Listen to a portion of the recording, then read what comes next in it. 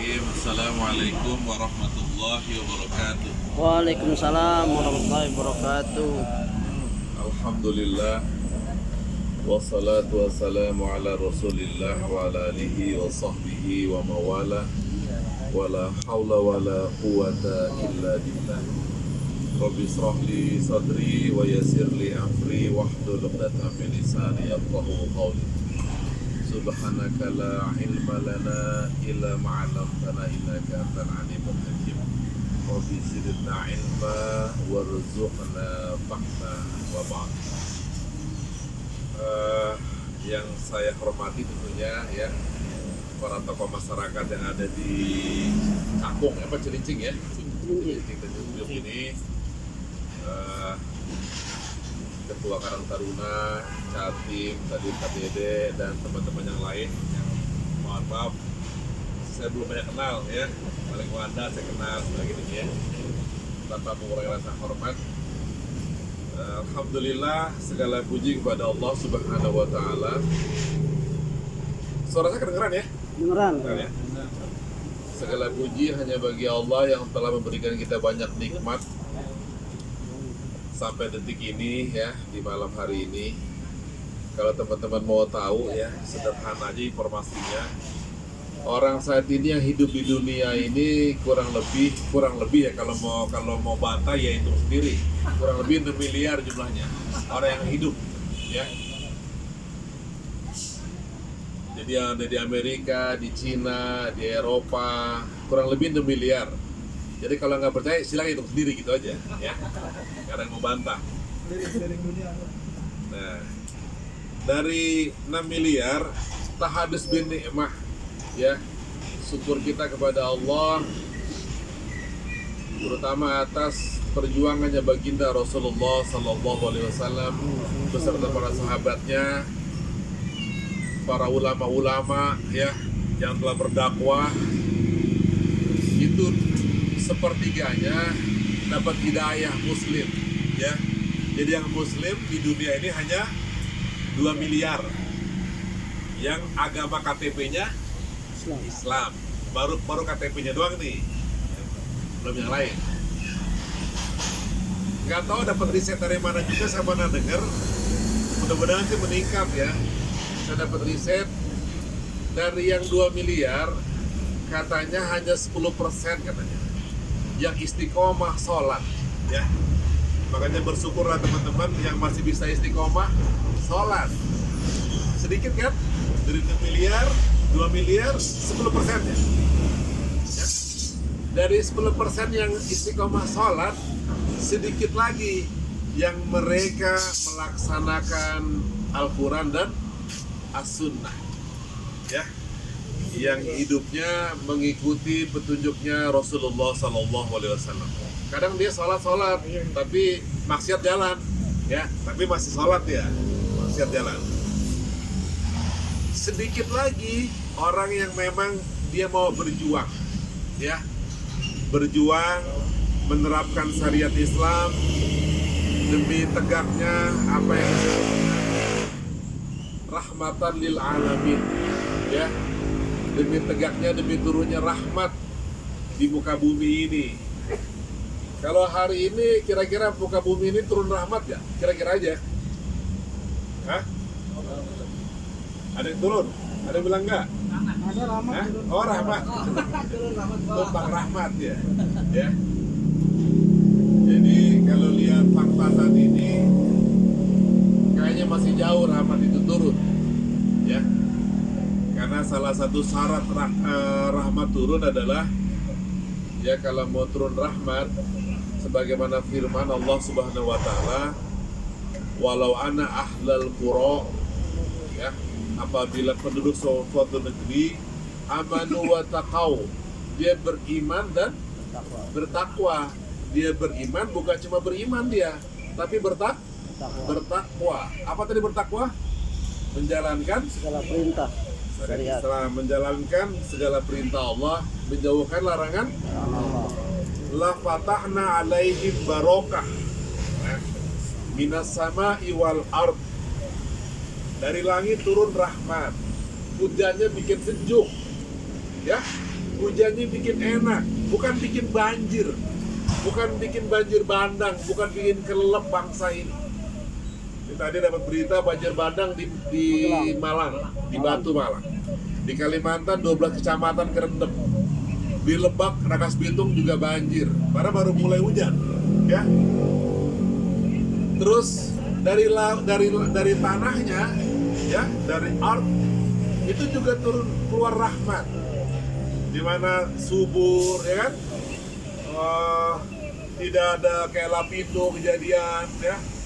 Gempa bumi dan segala macam. Kebetulan kalau teman-teman ikut waktu bencana alam gempa bumi di Palu, itu pasti terpenuh, ya. Bagaimana bumi ini begitu ganas, nggak masuk akal ya. Aneh sampai bengong tuh setengah jam di Palu itu, ambil rokok sebatang, gitu. Sampai bengong merenung ya. Karena apa? Bumi kayak air, kayak laut, ya, kayak laut. Ini mesti pindah ke sono, ini pindah ke sana. Ada 2 desa hilang total, tenggelam ke bawah. Digali pakai beko 6 meter, baru ketemu atap. Subhanallah. Ya. Itulah, gimana mau dibilang rahmat, ya. Di Lombok, bolak-balik datang ke Lombok, ya. Gempa bumi juga hancur-hancuran. Kita juga bolak-balik ke Banten, ke ujung kulon ketika tsunami di Banten sama di Lampung, ya, di daerah Kalianda. Ini dia. Jadi itulah gambar sederhananya. Makanya bersyukurlah kita kepada Allah, hari ini kita masih diberikan iman oleh Allah Subhanahu wa Ta'ala. Dan ini besar nikmatnya, ya. Jadi jangan salah, orang punya iman walaupun sedikit aja, itu nikmatnya dahsyat, ya. Maaf nih, nanti kalau mau koreksi silakan lah. Saya kasih gambaran sederhana begini. Saya sedih kemarin baca berita ada tokoh yang nasional murtad, dengar kan? Saya sedih demi Allah. Kenapa sedih? Kasihan. Sama agama nggak ada persoalan, ya. Allah nggak bakal hilang kemuliaannya. Islam tidak bakal hilang kemuliaannya, ya, walaupun banyak yang murtad. Tapi saya kasihan. Kenapa saya kasihan? Karena saya punya ilmunya. Nah, ini mulai nyambung ke ilmu nih. Kalau nggak punya ilmu, tenang-tenang aja, ya. Kalau nggak punya ilmu apa? Tenang-tenang aja. Dosa tuh kayak laler nempel di sini nih, dosa nih. Korupsi segala macem, berzina, mabok, kayak laler nempel gini dong udah lewat. Karena nggak punya ilmu. Kebetulan saya ada guru saya dari Banten, kebetulan dari ujung kulon, ya, Pandeglang. Dia pernah cerita dalam sebuah kitab, diceritakan kondisi orang-orang di dalam api neraka. Ceritakan nih, gimana tersiksanya orang di dalam api neraka. Neraka itu paling gampang sederhana, ya, saya kasih ilmunya sedikit, ya. Orang yang masih punya dosa, meninggalkan dunia ini, terus tidak dapat ampun oleh Allah, maka dia pasti masuk neraka, ya. Dan seringan-ringannya azab neraka diberikan sendal mendidih otaknya. Jangan sok belagu dah, ya. Kesundut Samsu aja ngejerit. Jangan sok sakti, jujur aja, ya. Jangan sok sakti. Jangan saya bilang dikasih sendal mendidih otaknya. Itu yang paling ringan. Gimana yang paling berat? Dan lamanya bukan seminggu 2 minggu, ya. Itu puluhan ribu tahun. Nauzubillah summa naudzubillah. Makanya ngeri, jujur aja. Makanya saya mau dakwah kemana-mana karena begitu, karena kasihan, ya. Bukan karena marah, bukan karena apa, kasihan. Termasuk tadi tokoh tadi saya kasihan. Kenapa? Karena tokoh tadi udah tua, ya. Kalau bahasa orang Betawi, udah bau apa tuh? Tanah. Begitu orang Betawi bilang. Sudah bau tanah dia, ya. Karena ya berapa kita bisa keukur lah umurnya berapa lagi gitu loh, ya. Sementara nanti namanya iman, kalau dia masih punya iman, walaupun bejat, masih punya iman deh, walaupun Iya. bejat, masih ada iman di dadanya. Ketika orang disiksa, gosong dia puluhan ribu tahun, ketika menjerit, ya, ada nanti timingnya dia bakal menyebut saking gak tahan sakitnya di neraka. Dia bilang, saya umatnya Rasulullah Sallallahu Alaihi Wasallam. Sallallahu alaihi. Itu saking gak tahanin, ya, karena itu kata kunci sebenarnya. Ketika disebutkan ini adalah umatnya Rasulullah Sallallahu Alaihi Wasallam, malaikat Malik kaget karena umatnya Nabi Muhammad haram selamanya masuk neraka. Kemudian malaikat Malik berangkat ke surga, ya, ke surga Firdaus, menghadap Rasulullah Sallallahu Alaihi Wasallam, ya, laporan, ya Rasulullah, masih ada umatmu dalam api neraka. Wah, kaget Rasulullah, ya, itu bagaimana cintanya Rasulullah itu. Para sudah di surga, sudah mendapatkan nikmat surga, ketika mendengar ada hamba, ada umatnya yang masih di dalam api neraka, langsung termenung Rasulullah, dan detik itu juga langsung menghadap Allah di ars, ya, di makom tertinggi di langit itu. Ketika menghadap Allah, Rasulullah langsung bersujud tanpa bicara, tidak bergerak, langsung sujud, diam. Ya, Allah Maha tahu. Allah cuma mau bertanya, ada apa ya Rasulullah ya Muhammad? Ya, kenapa engkau begini? Saat ini sudah bukan waktunya bersujud. Saat ini Anda di surga, menikmati nikmatnya surga, ya. Bukan buat ibadah. Nanti kalau mau ibadah di dunia ini, kalau mau rajin sholat, kalau mau ibadah ya, rajin sholat sunnah segala macam di dunia ini. Rasulullah tidak mengangkat kepalanya sambil bilang sama Allah, masih ada umatku yang disiksa di neraka ya Allah. Dengan kemuliaanmu, aku mohon, ya, diberikan ampunan. Itu namanya syafaat dari Rasulullah Sallallahu Alaihi Wasallam. Para sudah di surga Rasulullah. Akhirnya dapat syafaat begitu, Rasulullah langsung menghadap malaikat Malik, menceritakan tentang sahabat tersebut. Diangkatlah orang ini, yang terakhir, orang yang terakhir ada di neraka. Orang Muslim yang masih punya iman terakhir di neraka. Masuk kemana? Surga. Karena orang penduduk surga, ya, penduduk neraka itu maaf, dia dikasih lihat surga. Supaya apa? Supaya sakit hati dia, supaya gemes. Wah, coba gue di dunia ketika itu jadi orang soleh. Coba di dunia ketika itu gue berbakti ke orang tua, gue rajin sholat, membela agama Allah. Begitu nikmati di surga, sementara dia gosong, ya, dibakar setiap saat dia di neraka. Ketika diangkat orang-orang ini, berucaplah dia, ya Allah ya Rabbi, ya, coba seandainya aku di dunia punya iman sedikit aja, tentu aku akan bahkan masuk surga ini ya Allah. Disitulah penyesalan, maaf, si kafir, disitulah penyesalan tertingginya dia, ya. Cuman perkara apa? Iman. Makanya teman saya sedih, ya. Sudah bawa apa tadi? Tanah. Karena sebrengseknya, segeblek-gebleknya orang beriman, insya Allah pasti masuk surga, pasti itu. Selama masih punya iman. Tapi jangan sampai tergadai iman. Paham saya maksud? Ketika orang tadi diangkat ke surga oleh para malaikat, yang lain kan melihat, ya, yang kafir itu berandai-andai.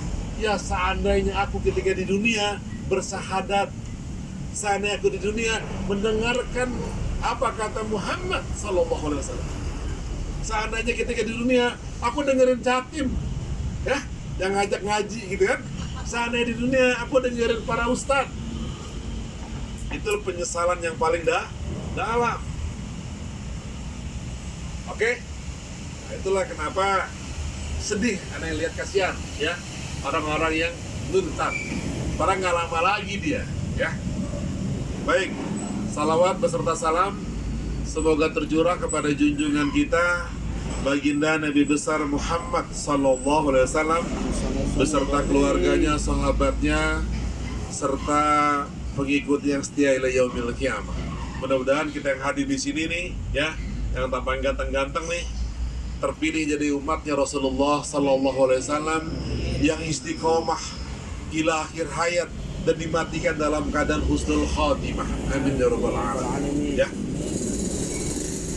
Tadi Kang Dede nyebutin ya, kalau belum kenal nama saya tuh Gusman. Pendek banget namanya ya. Foto itu marganya suku. Saya dari Sumatera, dari Bukit Tinggi.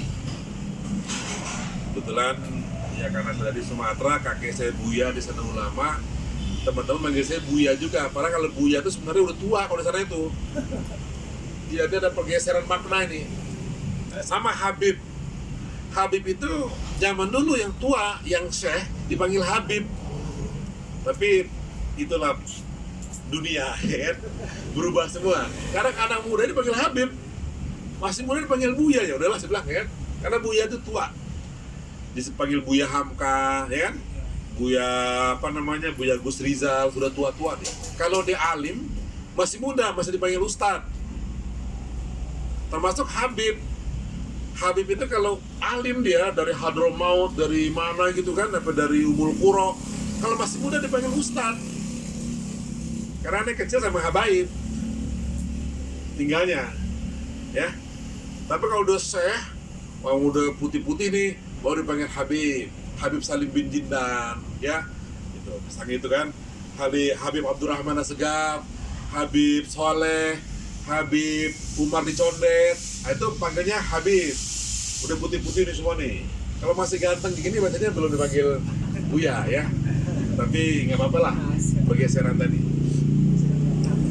Baik, karena ini anak muda, audiensinya, makanya penampilan saya pun gaya anak muda. Apa nih? Nih, judulnya Lifestyle Koi, ya. Apa? Ini kita disuruh tadi sampaikan lifestyle para sahabat. Kenapa saya pakai juga begini? Kecuali saya ke kiai ya, habis baru saya rapi, ya. Tapi karena muda saya begini. Kenapa? Saya mau sampaikan bahwa sahabat Nabi itu jangan bayangkan semuanya itu mereka itu pakai jubah gitu, kayak orang-orang syekh. Nah, ya. Sahabat Nabi itu bermacam-macam kalangan. Ada kalangan memang bangsawan, di jubahnya bagus. Ada kalangan orang-orang biasa. Ada kalangan budak. Ada kalangan mantan-mantan preman, begal, mantan-mantan rampok. Ada mantan-mantan gitulah ya, bandit. Nah, itulah gambaran sahabat Nabi yang mereka sudah hijrah, ya, mengikuti Rasulullah SAW. Atas dasar itu juga guru saya nasihatin, ya, anak-anak muda ini jangan pernah dianggap sepele katanya, ya. Jangan pernah anggap sepele anak muda. Karena negara ini, bangsa ini, kedepannya, masa depannya ada di tangan tangan siapa? Tangan anak muda. Karena pemuda inilah, kalian lain tua mau mati dia, ya. Kayak dulu saya pernah ngisi ceramah di kantor BNN di Cawang. Kebetulan ketuanya itu Jenderal Polri, ya. Dia pengganti Buas dipindahin ke Bulog, itu penggantinya dia. Saya sampaikan ketika itu ceramah tentang amal bergantung dengan pemahaman. Saya bilang saya tidak pernah marah, saya tidak pernah benci sama koruptor, ya. Saya nggak benci marah dan koruptor. Kenapa dibilang nggak benci? Karena saya kasihan sama dia, ya. Saya sama orang koruptor tuh kasihan, bukan benci, karena rezeki sudah diatur oleh Allah semua, ya. Betul nggak? Betul. Nggak bakal ketukar rezeki kita dengan orang lain, ya. Mau rampok orang, mau begal orang, rezeki nggak bakal berubah, ya. Arizku biadillah, rezeki di sisi Allah, ya. Cuman yang berbuat zalim kan jadi dosa. Sementara para koruptor jarang yang anak muda, ya. Saya bilang ketika mengisi di pengajian di BNN di Cawang, ya, BNN pusat. Saya kasihan sama para koruptor, rata-rata udah tua, 56 ke atas, 60, ya. Dia korupsi 40 miliar. Kebayang kan? Berapa dia korupsi? 40 miliar. Buat apaan 40 miliar? Bentar lagi mati. Orang kalau umurnya udah tua, apalagi di kaya raya, makan juga dikit. Begini kolesterol, ini asam urat, ini apalagi tuh, gula darah, makannya dikit ya. Ya, bener gak? Ya. Terus duit buat apaan? Dia punya mobil satu yang kepake. Nanti yang nikmatin siapa? Hah? Siapa yang nikmatin? Yang 40 miliar itu? Buat makan mah gak bakal bisa, ya, banyak lubernya itu. Yang nikmatin nanti adalah suami muda, istrinya. Kalau dia mati, istrinya masih muda, kawin lagi istrinya. Yang nikmatin suami muda istrinya. Dia tinggal dapat dosa. Dia dapat apa? Dosa. Sementara kalau bicara dosa, jangankan 40 miliar, ya, 1000 aja kita makan uang haram, 1000 rupiah. Fama ya'mal misqala dzarratin khairan yarah. Wa may ya'mal misqala dzarratin syarran yarah. Seberat biji zarah, 1000 kita makan uang haram, ya, nggak ada yang ikhlas kita sampai di yaumil akhir nggak diampunin. Tadi saya bilang paling dikit itu 50.000 tahun pakai sandal mendidih otaknya. Oh, kaget gitu-gitu, ya. Apalagi 40 miliar. Makanya apa? Saya gak marah, tapi kasihan. Ya. Kasihan orang-orang itu.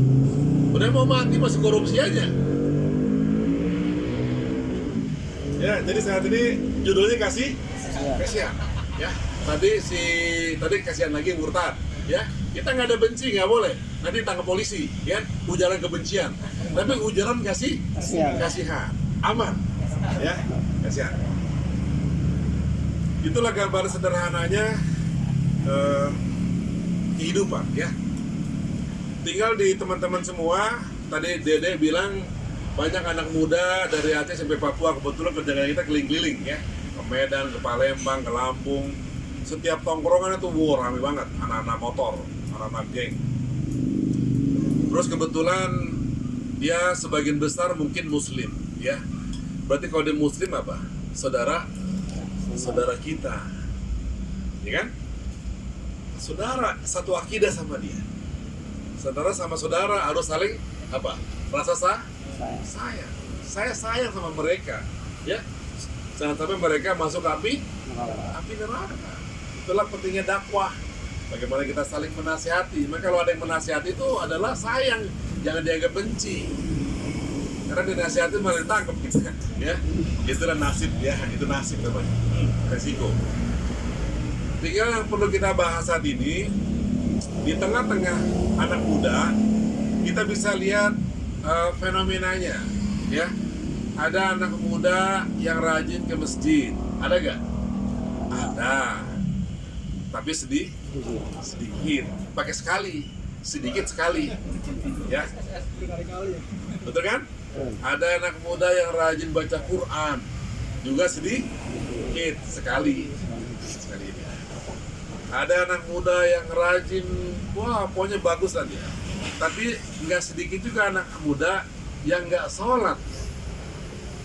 Nggak sedikit anak muda yang nggak bisa sholat.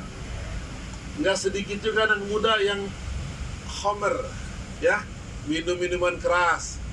Nggak sedikit lagi anak muda yang kejebak kepada seks bebas, ya. Tahu seks bebas kan? Kayak kambing begitulah seks bebas itu, ya. Kayak kucing, ada lubang dikit sikat, begitu. Itu namanya seks bebas itu, ya. Dan itu fenomena di tengah-tengah kita semua, ya. Ada yang berbakti kepada ibu bapaknya, ada yang nggak berbakti dia, ya. Tinggal pertanyaannya, kenapa bisa demikian? Ya, kenapa bisa demikian? Nanti jawaban ini ke antum semua. Kenapa saya jadi begini ya? Kenapa saya jadi begitu? Kenapa saya rajin sholat? Kenapa saya malas sholat? Kenapa saya rajin baca Quran? Kenapa saya malas baca Quran? Ada orang-orang yang cari makannya halal, ya. Dia maunya halal dan toib. Ya, kalau istri orang-orang soleha itu kan, istri orang soleh, Sambil makan bang. dia dikasih duit dari suaminya, gak bentar-bentar diambil. Ini duit dari mana, Bi? Halal apa enggak nih? Ada yang begitu. Tapi sebagian lagi boro-boro pikir gituan. Yang penting duit, ya. Jangankan yang halal, yang haramnya susah katanya. Kenapa terjadi perbedaan begitu? Ya, ada yang soleh, ada yang nggak soleh, ada yang korupsi, ada yang nggak korupsi, ada yang cinta Rasulullah, ada yang melecehkan Rasulullah, ada yang cinta Quran, ada yang melecehkan Quran. Ya, kira-kira apa sebabnya? Kira-kira aja. Hah? Pilihan hidup, boys, dahsyat banget ya. Udah jauh banget ini dari pilihan hidup. Ada lagi jawaban yang lain? Tadi pilihan hidup. Lingkungan. Bisa. Kenapa terjadi perbedaan? Nanti saya jawab satu-satu nanti. Ayo. Kira-kira ada punya jawaban kenapa tadi ada yang mau korupsi, ada yang nggak mau korupsi, ada yang cinta Allah, ada yang malah benci sama Allah, ya, ada yang begitu takzim, ikram ke Rasulullah, ada yang begitu gampang mencela Rasul, ya, ada apa demikian? Kira-kira aja. Karena jawaban ini kena nanti mantum semua. Mau jadi apa nanti saya kasih teorinya. Tadi apa tadi? Tidak dalam syariat Islam. Nah, bisa juga. Hah? Apa tadi? Apanya? Pemahamannya. Ya, yang tepat adalah pemahaman. Karena kalau lingkungan, karena satu lingkungan ada yang soleh juga, ada yang bejat juga, ya. Kalau masalah pilihan, ya kenapa dia memilih itu? Itu persoalannya, ya. Jadi amal manusia, semua amal manusia siapapun ya, kita di sini anak sekolah, mahasiswa, polisi, TNI, semuanya, semua amal manusia berbanding lurus dengan pemahamannya. Apa tadi? Pemahamannya berbanding lurus, nggak ada yang bantah sampai detik ini teori itu. Ya, kenapa orang pagi-pagi ngejubel, kerja, subuh udah penuh di jalanan? Kenapa? Karena pemahaman dia. Kalau dia nggak kerja dapat duit, kalau telat dipecat, itu aja pemahamannya. Ya, kenapa dia mau minum Homer? Ada anggur, ada Manson, dia mau minum. Apa kira-kira? Pemahamannya biar. Karena pemahamannya, ya, pemahamannya, wah ini nggak apa-apa nih, ya, ini malah gaul, ya, wih enak, gitu kan? Semua pemahaman. Karena pemahaman pasti, ya, tidak mungkin bertentangan dengan amal. Misalkan sederhana begini, saya kasih contoh yang paling gampang, ya. Saya kasih sebuah cerita yang sederhana, yang berulang-ulang, ya. Ya, saya duduk dulu sambil saya ngopi, ya.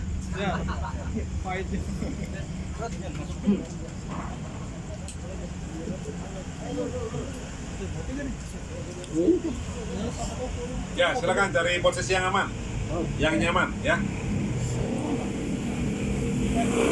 Misalkan satu cerita seorang santri. Ini ceritanya berulang-ulang nih. Yang udah tahu diam aja, ya. Misalkan seorang santri di sebuah pesantren atau di sebuah kampung dikasih hadiah oleh kiainya, ya, dikasih hadiah oleh sang kiai sebuah jam tangan, ya. Ini cerita doang cerita supaya ada kaitan bahwa amal berbanding lurus dengan pemahaman, ya. Ada seorang santri dikasih hadiah sebuah arloji jam tangan oleh sang kiai. Kalau di santri itu haram, ya, nolak pemberian kiai. Suul adab namanya, ya, kurang nggak hormat, kualat. Nah, kebetulan arloji yang diberikan menurut si santri arloji jadul, arloji kampungan, dia belum pernah lihat, ya, sehingga dia mau nolak nggak mungkin karena pemberian kiai, ya. Dia mau jual nggak mungkin karena pemberian kiai, tapi dia mau pakai malu, ya, karena dianggap nih barang jelek, barang kampungan gitu loh, ya. Pokoknya nggak gaul lah pakai jam itulah, ya.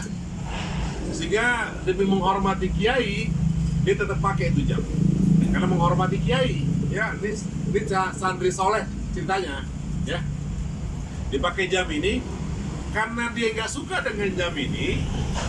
Cara yang paling gampang adalah berharap jam ini hilang. Kalau hilang kan selesai urusan, tinggal lapor ke kiai, ditanya, misalkan namanya Soleh, ya, santri Soleh namanya Soleh. Leh, itu jamnya mana? Oh, punten kiai, jamnya hilang, kan selesai. Karena dia berharap jamnya hilang, jamnya itu kalau pulang ke rumah ditaruh di teras, di luar rumah, berharap ada yang ngembat, berharap itu. Rupanya maling lihatnya juga jelek, nggak mau ngembat juga gitu, ya. Saking tampangnya jelek itu jam. Satu ketika si Soleh ini main keluar pulau, ya, naik pesawat terbang dia. Naik pesawat terbang, di jalan, di kapal, di pesawat ada yang tanya, mas, jam berapa mas? Dengan malu-malu dia, karena di pesawat kan orang-orang kaya nih, malu-malu ngeliat jamnya. Jam 21.04 gitu. Nah, kebetulan yang nanya itu ternyata ahli jam, ya. Dia ahli jam. Dia kaget lihat jam itu. Mas, dapat jam dari mana? Ah, dari guru saya, dari kiai. Boleh saya lihat? Kata yang tadi nanya jam. Ya, dia santai dibuka jamnya nih, ya. Ketika dilihat-lihat sama dia, si penanya tadi yang di pesawat bilang sama si Mas Soleh tadi, Mas, kalau si Mas mau jual, saya beli 15 juta. Kaget gak si Soleh ini? Kaget. Hah? Yang dianggap jam murah, dia berharap hilang, ada yang nawar 15 juta. Ternyata ini jam jadul, jam tempo dulu dia. Di situ ada kandungan emas dan berliannya, ternyata. Memang tampaknya yang jadian sama kiai nggak dirawat. Tapi dijual gak sama dia? Enggak. Hah? Gak bakal dijual, nanti kualat ya dikasih kiai. Sehingga dia dari luar pulau balik ke Jakarta lagi, balik ke pesantren, dia penasaran, dia cari toko emas, toko jam yang paling mahal, ya. Ditesnya sama ditanya, berapa harga jam ini? Cek, kata si penjual jam ini, toko jam, kalau si Mas mau jual, saya beli 200 juta. Wah, lebih kaget lagi gak? Kaget lagi. 200 juta. Tapi dijual gak? Ya, karena pemberian kiai. Tapi kira-kira setelah dapat informasi valid itu, berubah gak amalnya? Berubah. Kira-kira berubah gak amalnya? Ya? Berubah. Yang sebelumnya malu-malu begini, Enggak. tahu 200 juta, apa-apa begini deh. Tolong ambil ini dong, biar orang nanya jamnya dia. Iya. Ya, sebelumnya malu-malu. Ketika tahu 200 juta jamnya, mau ngambil ubi nih, begini dulu biar orang lihat. Ya, gitu kan. Pulang ke rumah, biasanya di mana taruh jamnya? Di teras. Di teras. Sekarang bilang sama bininya, Neng, kan dia, Neng. Ini jam taruh di kamar. Di kamar ada lemari. Lemari ada laci. Laci ada kotak. Simpen di itunya. Bininya bingung. Ini si Mas kesurupan kapan nih gitu kan? Biasanya taruh di depan. Dia bilang apa? Neng, nyawan tuh 200 juta. Yang bener, Mas katanya 200 juta. Berubah ke amalnya? Berubah. Itulah teori bahwa amal berbanding lurus dengan pemahaman. Teori ini diketahui oleh musuh-musuh Islam. Ya, paham ya? Teori ini diketahui oleh musuh-musuh Islam. Sehingga buat merusak pemuda kaum muslimin, ya, paling gampang apa? Pemahaman. Dirusak?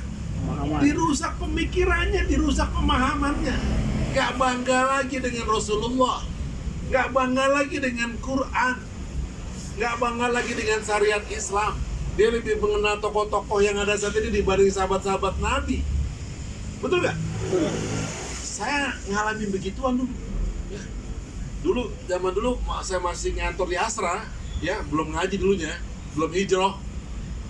Itu kalau ada orang ustadz, oh di bawah surga nih gitu, kan? Segitu baik itu. Pokoknya, ya kita taunya dunia ini begini. Dunia ini kita kalau mau bahagia harus jadi orang kaya. Kalau kaya disegani kita, harus naik pangkat dan segala macam. Karena pemahaman kita itu, ya, ini dicekokin di masyarakat ya, terutama anak muda nih. Makanya dimulai dari televisi. Yang kedua mulai dari tadi pergaulan, mulai narkoba, seks bebas, pornografi dan segala macam. Betul nggak? Tahu-tahu berubah, ya. Zaman dulu, kalau zaman tahun 80-an ya, 85 ke atas itu atau 90 ke bawah lah. Kalau kita lihat preman-preman di daerah itu kan masih culun-culun, ya. Main ke Tasik, kita main ke Garut, ke mana? Ke Brebes, ke Tegal. Preman itu paling pakai peci miring begini dia, sarung. Ya, zaman dulu begitu di kampung-kampung. Coba sekarang, sereman dia pada kita. Orang udah tatoan, anting di sini udah habis. Gaya udah gaya Hollywood, udah gaya American style. Kalau keinjak aja lihat dia masih gak hilang Jawanya dia, ya. Tapi gaya sudah American style, ya. Kenapa? Kenapa gayanya begitu? Ada informasi, ya. Namanya itu jamet, Jawa metal, ya. Pakai baju Metallica, ada dangdut joget, nah gitu kan, ya. Itulah pengaruhnya, ya. Sehingga terus dari mana pemahaman didapat? Dari mana pemahaman didapat? Hah? Kenapa orang bisa pemahamannya begitu? Ya? Dari informasi. Kalau bahasa Arab namanya maklumat as-sabiqah. Ya, apa namanya? Maklumat as-sabiqah. Ada informasi sebelumnya, sehingga dapatlah dia. Maaf, misalkan begini ya. Contoh ekstrim saya kasih contoh nih. Ada anak muda yang lagi puber, ya, lagi puber. Jangan anak muda lah, yang setengah tua lah, udah umur 40, belum kawin dia, ya, misalkan gitu. Terus dia pengen kawin. Dari kan setiap manusia punya naluri, punya goriza. Bahasa goriza, naluri seksual, ya. Setiap manusia punya naluri ini. Naluri ini butuh pemenuhan, ya. Pemenuhannya butuh amal. Nah, mulai tadi amal. Nah, amalnya ini tergantung dari pemahaman. Pemahaman didapat dari mana? Informasi. Kalau informasinya gaya Amerika, tadi ada lubang disikat Pak. Ya, urusan nanti lah. Urusan jebol, urusan bunting, urusan nanti. Ya, yang penting ngencing selesai dulu. Begitu. Ya kan? Tapi beda kalau informasinya Islam. Ya, ada adabnya, bahwa perempuan tuh begini, ada akhlak, ada hubungan pria dan wanita, tidak boleh memandang wanita harus pakai jilbab, kita pun begini. Kalau memang suka, hasrat boleh penuhi dengan cara nikah caranya. Tergantung informasi. Tuh. Paham ya? Ini diketahui oleh musuh-musuh Islam.